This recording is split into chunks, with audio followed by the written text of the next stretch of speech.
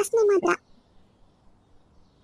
ಅಲ್ಲ ಕಣೆ ಮಾಲೆ, ಸೀಮೆ ಎಣ್ಣೆ ಹಾಕೋಬ ದೀಪಕ್ ಅಂತ ಹೇಳಿದ್ರೆ ಅದು ಎಂತ ಮಾಡ್ತಾ ಇದೀಯ? ಅಮ್ಮ, ಸೀಮೆ ಎಣ್ಣೆ ಮೂಸ್ ನೋಡ್ತಾ ಇದೀನಿ ಕಣೆ.